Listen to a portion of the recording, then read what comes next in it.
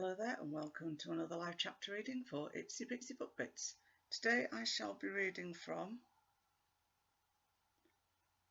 War of Destiny Book 5, Soul Redeemed by Theresa van Spankeren. Prologue. I clutched my skirts desperately as I fled down a darkened hallway back towards the nursery. I had to protect my daughter and I had to save her from Gregory. My husband's angry bellows grew closer as I fumbled with the doorknob. Oh, why wouldn't it open? Why? Finally, I wrenched it open, only to discover there wasn't a soul in there. The bassinet was empty. Where was she? Where was Marie? I spun to flee the room in search of her, but my husband's frame blocked my escape. You are mine, Juliana. Never forget that. He snarled. His grip was like an iron chain as he pulled me to him and took my lips in a savage kiss. I pushed against him, struggling to free myself. Anger gave me strength, and I shoved him backwards. I am not yours. I was never yours. You murderous bastard. If you don't belong to me, then who do you belong to, Juliana? I glared at him. I belong to no one. I am free, free to do what I want, when I want, and free to love whom I wish. I spat back. That's worked so well for you. From what I see, you are quite alone. Julia. I startled awake to see a room that was slowly becoming familiar. Diffused light that was more amber than gold made it glow. Late afternoon, then? I sighed and looked to my left, thinking Samuel had been the one who woke me from the nightmare, but he appeared to be sound asleep. He was my sire, my friend, my lover? I felt my stomach twist uneasily. We had just reached the safety of Marseilles a couple of days ago and gained much-needed help in understanding my powers. At least I hoped, but unsettling dreams also haunted my sleep, intensified by uncertainties I felt while awake. It seemed, despite reaffirming our love for each other a few weeks ago in Rome, that I see more of Samuel when we're sleeping than when we are awake. His direct hostility has disappeared, but he still avoids me quite often. I can't shake the feeling that he's struggling with something, but whether that was processing what I had done with Valentino or something else, I could not say.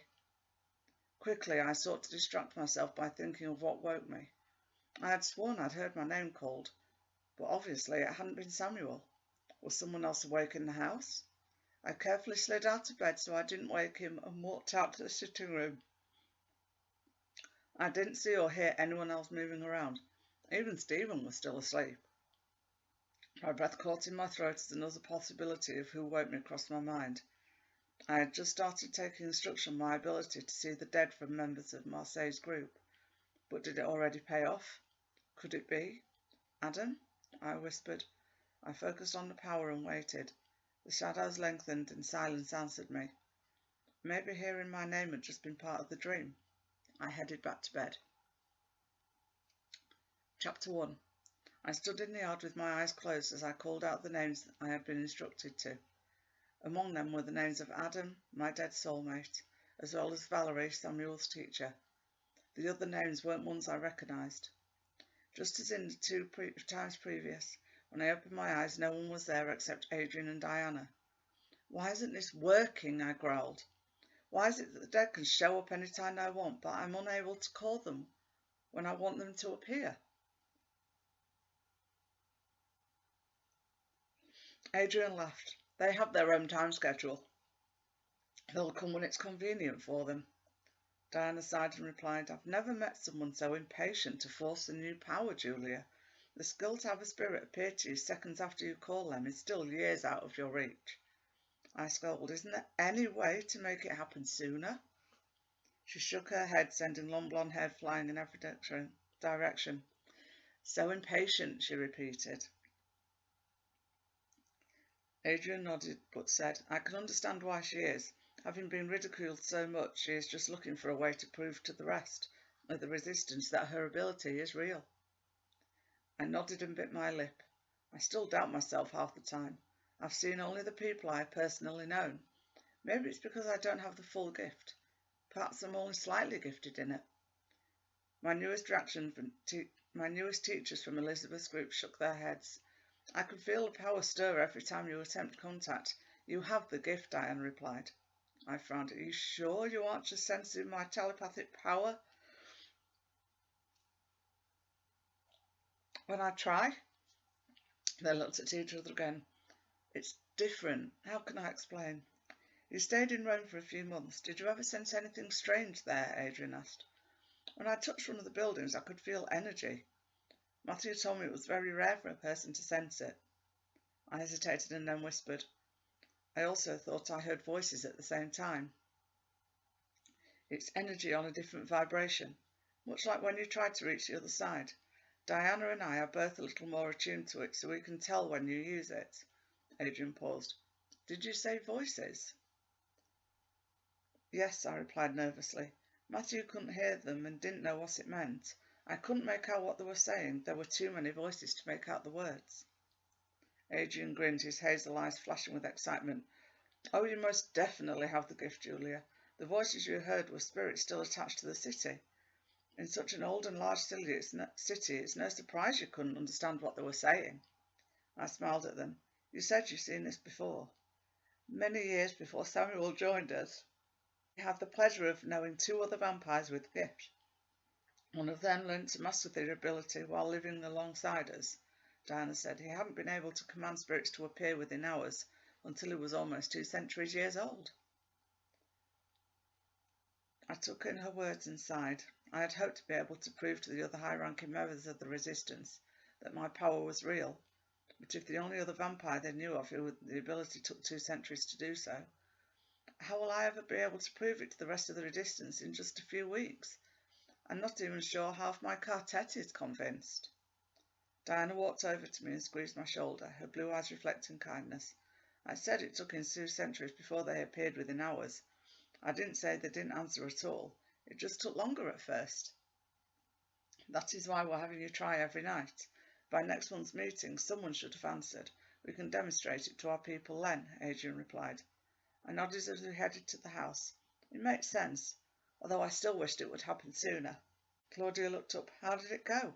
Her dark hair was tightly braided in contrast to both Diana's and my own. I sat across from her and sighed. 3 days and I still can't get anyone to appear. I glanced at the other 2 as they joined us. They keep telling me not to worry.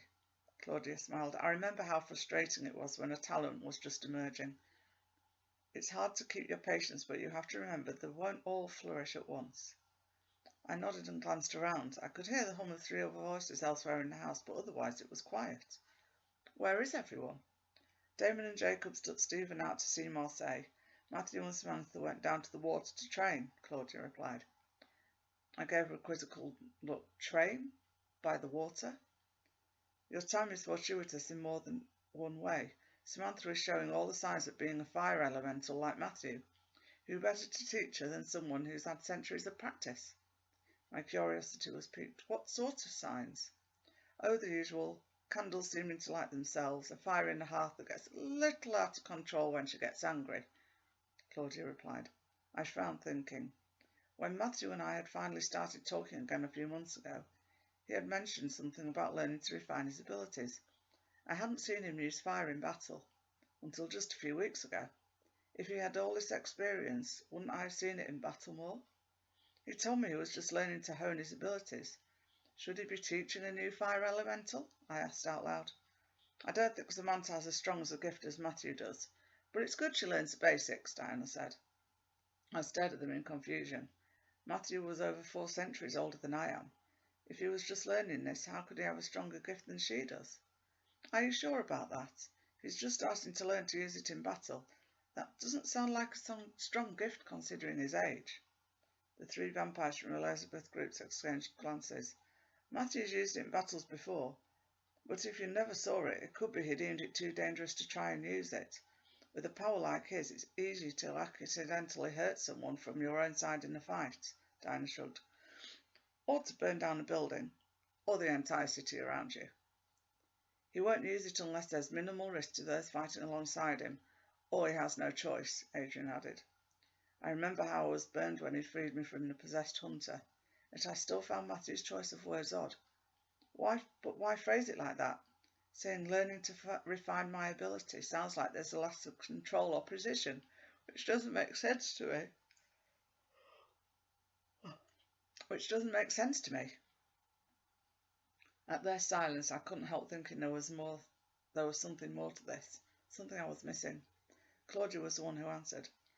Mastering certain talents like an elemental is a lifelong process. The precision he now has with it came after a couple of centuries, she hesitated before saying, but being imprisoned and tortured for so long weakened him. I nodded, remembering his explanation about if we were physically weakened, our powers would be as well. He had to rebuild his power strength. Adrian frowned. Not exactly. Well, maybe at first. I would say he had to regain his control more so. He glanced at the door, worried Matthew might return and overhear the conversation. If a strong elemental has been grievously injured, it seems as if that type of power weakens more slowly than others, but it does fade. Claudia continued. However, her petite face scrunched, as if searching for the right words to explain. Finally, she glanced at Diana for help. Their element is deeply entwined with their emotions. I'm sure he gained back most, if not all, his strength within a few months, but I would venture a guess that he was even more wounded emotionally than physically. And just like Samantha with her fires here, his anger and pain would have reacted with any fire, created or nearby. However, unlike Samantha, Matthew has acquired many more centuries of power. Adrian shuddered slightly. We kept waiting to hear that Florence had burned to the ground. His words made me recall what Matthew had said before the first time I had sparred with Samuel at the villa in Rome. It was good you were not around then, Julia. What did you do? I burned things, lots of things. Forest up in the mountains that still bear the scars of my wrath. Suppressing a shudder of my own, I asked, is that why he left 5 years ago? He said it was because he couldn't stand to be around me. Was it really to protect us from his rage-fueled power? They exchanged glances yet again, this time nervously. Julia, did not be offended, but I doubt your safety was on his mind then. He might have decided to leave to protect the others. But I don't know, Diana replied. I hope you enjoyed the book and the chapter reading, and that you'll go check it out. Thanks very much for watching. Bye-bye.